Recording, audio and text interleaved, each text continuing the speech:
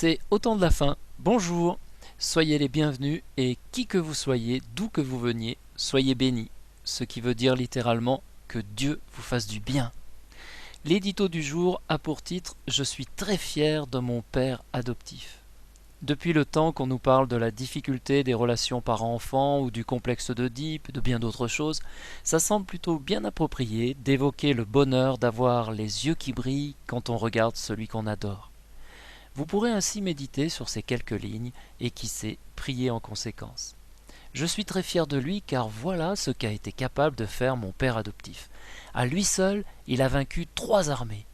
Vous croyez que j'affabule? Alors écoutez plutôt ça. 2 Chroniques, chapitre 20, versets 15 à 27. Jacaziel dit « Soyez attentifs, tout Juda et habitants de Jérusalem, et toi, roi Josaphat. Ainsi vous parle l'Éternel. Ne craignez point, et ne vous effrayez point devant cette multitude nombreuse, car ce ne sera pas vous qui combattrez, ce sera Dieu. » Au moment où l'on commençait les chants et les louanges, l'Éternel plaça une embuscade contre les fils d'Ammon et de Moab, et ceux de la montagne de Séhir, 3 armées donc, qui étaient venus contre Juda. Et ils furent battus. Les fils d'Ammon et de Moab se jetèrent contre les habitants de la montagne de Séhir, leurs alliés pourtant, pour les dévouer par interdit et les exterminer. Et quand ils en eurent fini avec les habitants de Séhir, ils s'aidèrent les uns les autres à se détruire. Lorsque Juda fut arrivé sur la hauteur d'où l'on aperçoit le désert, ils regardèrent seulement, du côté de la multitude, et voici, c'étaient des cadavres étendus à terre, et personne n'avait échappé. Tous les hommes de Juda et de Jérusalem, ayant à leur tête Josaphat, partirent joyeux pour retourner à Jérusalem, car l'Éternel les avait remplis de joie en les délivrant de leurs ennemis. Et vous croyez que mon père l'a fait qu'une fois? Eh bien, non. Il a aussi donné à Gédéon un fameux coup de main absolument similaire. Juges, chapitre 7, versets 15 à 22. Lorsque Gédéon eut entendu le récit du songe et son explication, il se prosterna, revint au camp d'Israël et dit « Levez-vous, car l'Éternel a livré entre vos mains le camp de Madian. » Ils restèrent chacun à sa place, autour du camp, donc ils ne bougèrent pas. Et tout le camp se mit à courir, à pousser des cris et à prendre la fuite. Les 300 hommes sonnèrent encore de la trompette. Et dans tout le camp, l'Éternel leur fit tourner l'épée les uns contre les autres. Et mieux que ça encore, vous-même allez avoir la preuve, bientôt dans votre existence, devant vos propres yeux, qu'il est capable de le refaire. Oui, avec cette bataille qui arrive, vous allez pouvoir juger sur pièce. C'est lui, mon père, et lui seul, qui va la gagner, cette guerre éclair, contre au moins 4 armées modernes, équipées de centaines de milliers de missiles, de roquettes et d'avions de combat. Voyons ça dans Ézéchiel, au chapitre 38, versets 18 à 21.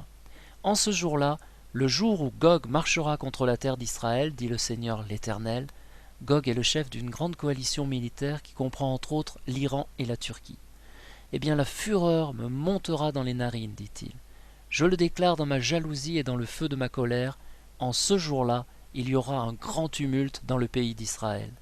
Les montagnes seront renversées, les parois des rochers s'écrouleront, et toutes les murailles tomberont par terre. J'appellerai l'épée contre Gog sur toutes mes montagnes, dit le Seigneur l'Éternel. L'épée de chacun se tournera contre son frère. Est-ce l'armée d'Israël qui combattra? Pas du tout.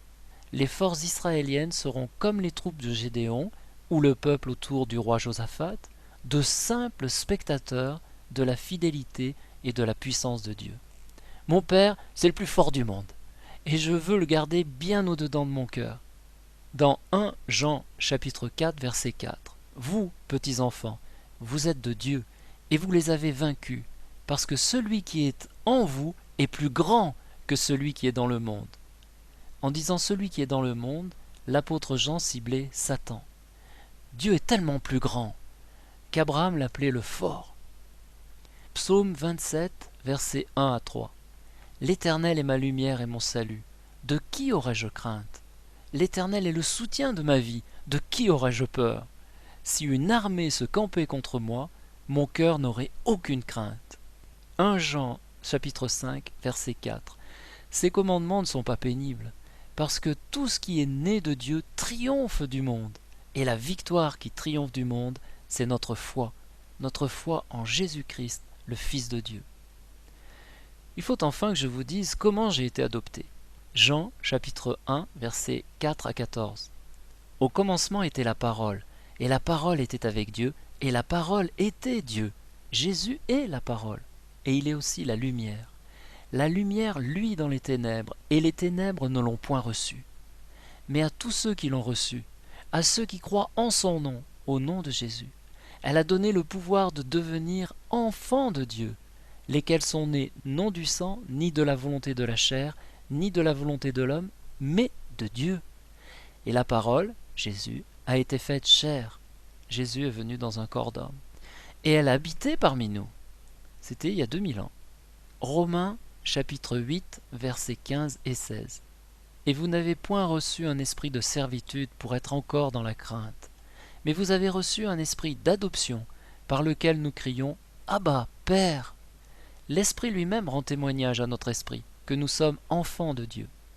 Et vous, êtes-vous du côté des vainqueurs, ou bien vous vous réjouissez de ce qui n'est que néant? Vous dites « N'est-ce pas par notre force que nous avons acquis de la puissance ?» Comme on peut le lire dans Amos 6, verset 13. Mais il est toujours possible de changer, et rien ne vous manquera. Colossiens chapitre 2, versets 9 et 10. Car en Jésus-Christ habite corporellement toute la plénitude de la divinité. Vous avez tout pleinement en lui. Je vous laisse avec ce chant qui s'intitule « Ma joie de t'appartenir ». Pour l'écouter, l'URL est juste là, en dessous.